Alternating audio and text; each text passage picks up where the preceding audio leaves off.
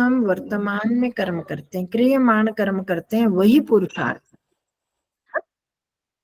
और जो पुराने कर्मों के अनुसार, पिछले कर्मों के अनुसार जो हमारे संचित कर्म थे, उनमें से चुनकर जो हमारे इस जन्म में परमात्मा ने हमें जाति आयु भोग के रूप में दिए, वो हो गया प्रारब्ध।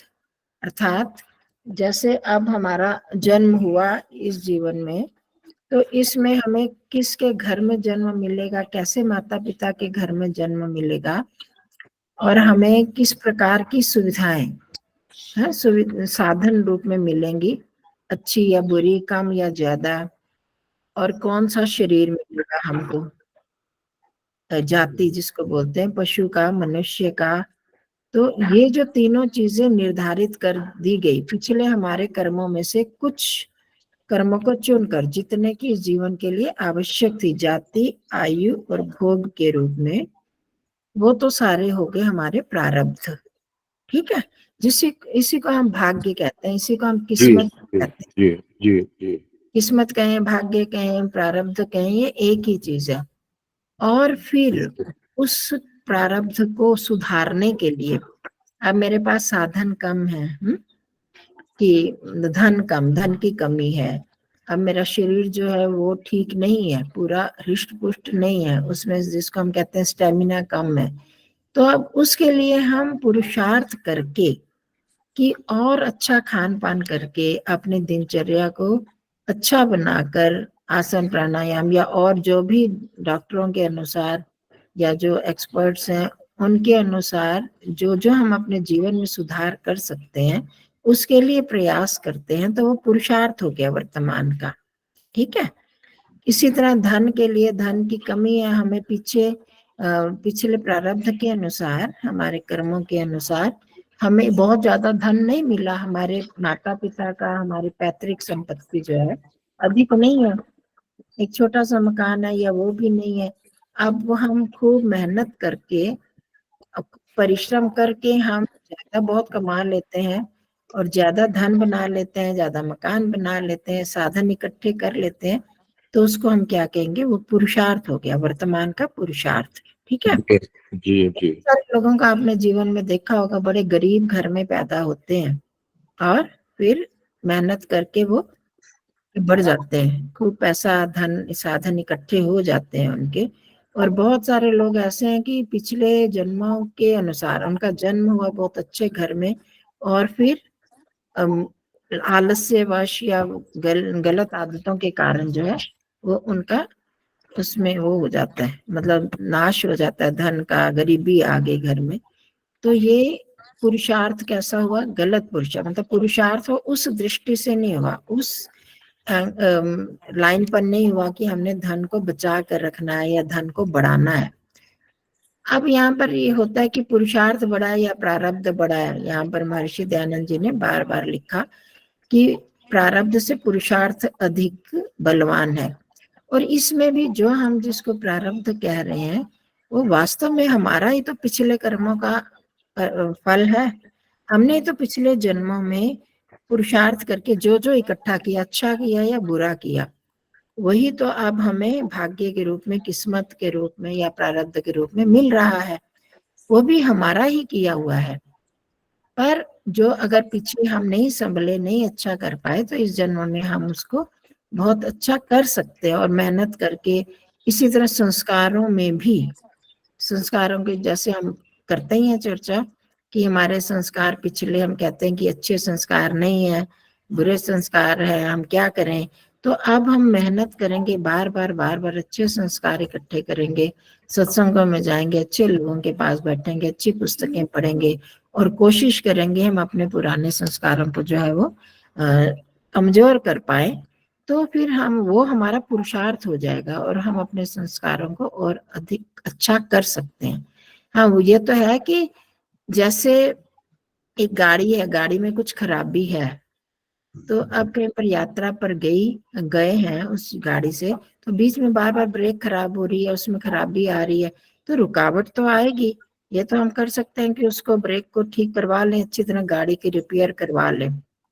अगर वो नहीं करते तो हमें यात्रा के लिए आगे बढ़ेंगे तो 2 घंटे के बदले 5 घंटे लग सकते हैं। तो पर हम ये नहीं कि हम घर में बैठे रहेंगे तो यात्रा नहीं होगी, यात्रा हो जाएगी, वो नहीं होगा। उसके लिए हमें पुरुषार्थ तो करना पड़ेगा। उससे हम सुधार सकते हैं अपने पिछले कर्मों, अपनी प्रारब्ध का में इम्प्रूव कर सकते हैं उसको। ठीक है। जो वर्तमान में हम कर्म करते हैं, क्रियमान जिसको कहेंगे अच्छी दिशा में करते हैं, तो वो हमारा पुरुषार्थ हो जाता है। और पुराने संचित कर्मों से जो हमें इस जन्म में मिला तो वो हमारा प्रारब्ध होता है। संक्षेप में बस इतना है। बहुत क्लियर कर दिया, धन्यवाद। चलो ठीक है जी। हाँ जी चंचल बहन जी। आप कुछ पूछना चाहते हैं? आचार्य जी, जो अब हम हाँ करेंगे तो जो हम अब करेंगे वो हमारा नया कर्म बनेगा। हाँ जी, नया कर्म बनेगा। और वो हमारे पुराने कर्म में, पुराना जो हमारे साधन, दुख सुख के साधन मिले हुए हैं जिसको भोग हम कहते हैं, या जो हमारा शरीर है जो बहुत रुग्ण है, उसमें करके हम कुछ उसमें सुधार कर सकते हैं। नया कर्म जो बनेगा वही पुरुषार्थ है। वह हमारे इस शरीर से संबंधित है या हमारे साधनों के साथ संबंधित है, तो वो हमारा पुरुषार्थ हो जाएगा, उसमें जुड़ जाएगा ना। जमा घटा जैसे होता है कि अब मेरे शरीर बहुत कमजोर है, मैंने खूब मेहनत की, खूब कर करके, अब देखो मैं अपनी छोटी सी, आप लोगों को पता ही है मेरे शरीर में क्या हालत थी।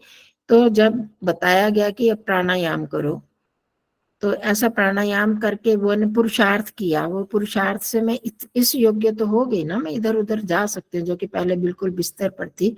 तो उससे, इस पुरुषार्थ से मैं कम से कम मैं बोल पा रही हूँ। पहले तो इतना बोल भी नहीं सकती थी, चल नहीं सकती थी, कहीं आना जाना नहीं होता था। तो पुरुषार्थ करके ठीक है, जो अब मेरे भाग्य में शरीर इतना शक्तिशाली नहीं होने पर भी कम से कम इस योग्यता तो आ गई ना, चलने फिरने की, बोलने की। ये पुरुषार्थ हमने किया। अगर मैं उसी पर ही बैठी रहती, नहीं करती, तो हम कहते हैं मेरा भाग्य ही ऐसे है, प्रारब्ध ही ऐसा है, तो वो नहीं होता। वो उसके लिए हमें जो ये नया कर्म करते हैं यही पुरुषार्थ है।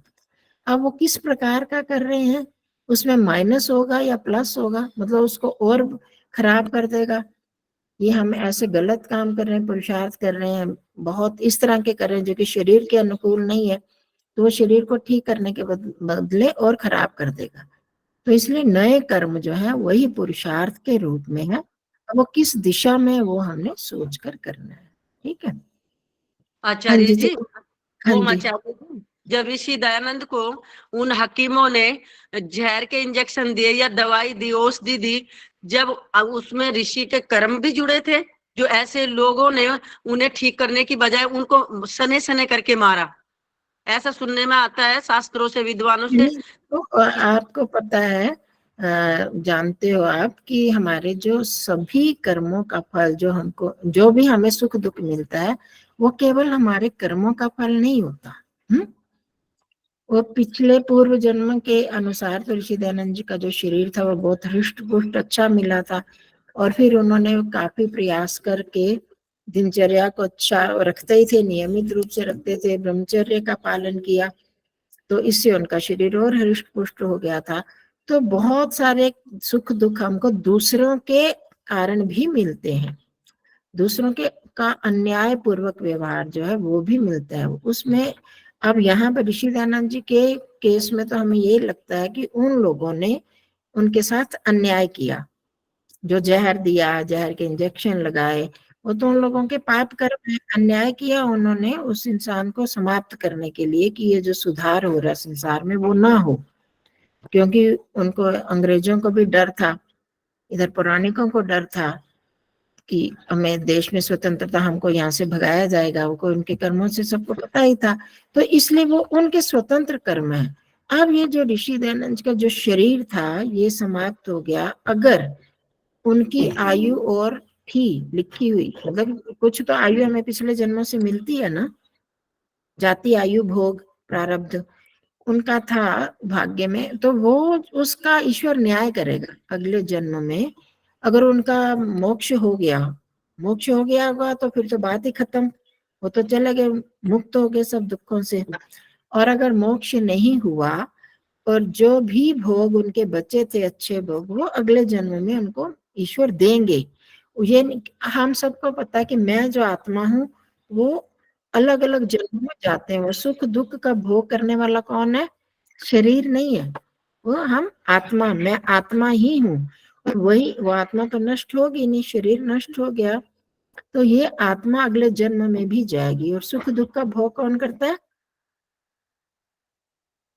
आत्मा करती है, शरीर तो नहीं। शरीर में होता है और शरीर के माध्यम से अनुभव तो आत्मा करते हैं, ये हम सब जान रहे हैं। रोज हम करते हैं जब ध्यान में तो देखते हैं तो अनुभव करने वाला आत्मा ही है और वही अनुभव करता है। वो आत्मा आगे भी जा रहा है। तो जब यहाँ के सुख जो भोगने थे उन्होंने, वो उन दुष्ट लोगों ने समाप्त कर दिए तो उनका नया कर्म बन गया, उनको उसका फल मिलेगा पाप के रूप में। और ये जो ऋषि दयानंद जी के जो बच्चे, वो उनको अगले जन्म में प्राप्त हुए होंगे। ठीक है। हाँ जी, चंचल बहन जी, आप कुछ पूछ रहे थे?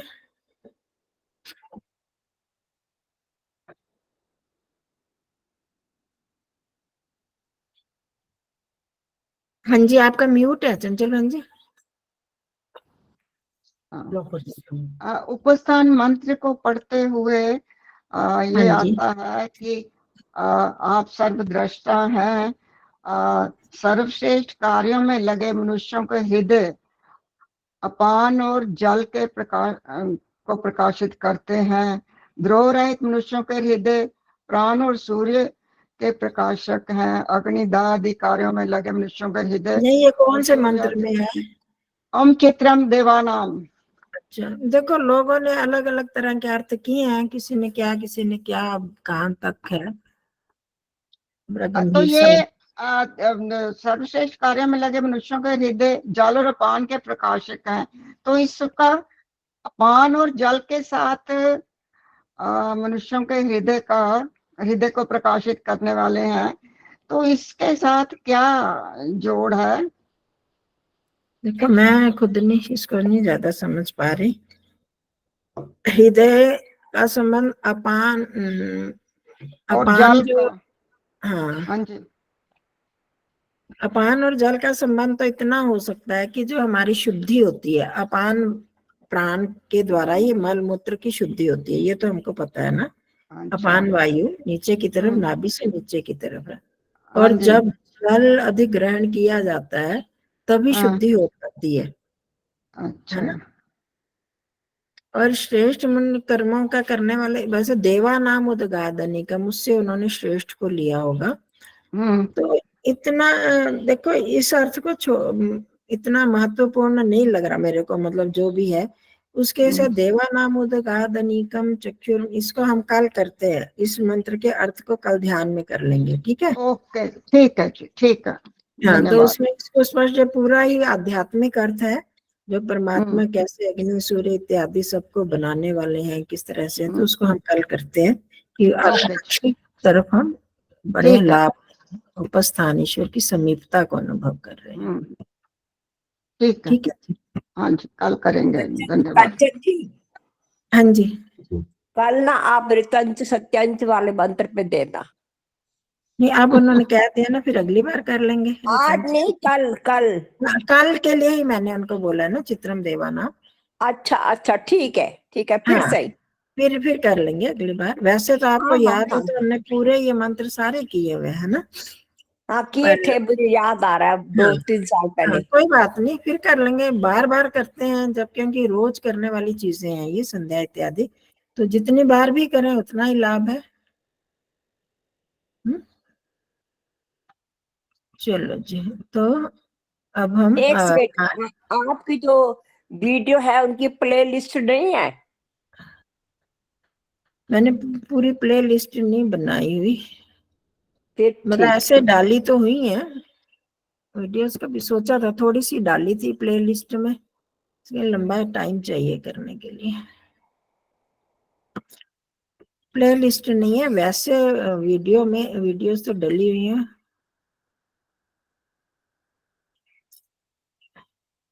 चलो आप ध्यान के अच्छा थोड़ा सा है समय अभी ध्यान के लिए। तो आज हम आगे सूत्र बढ़ते हैं।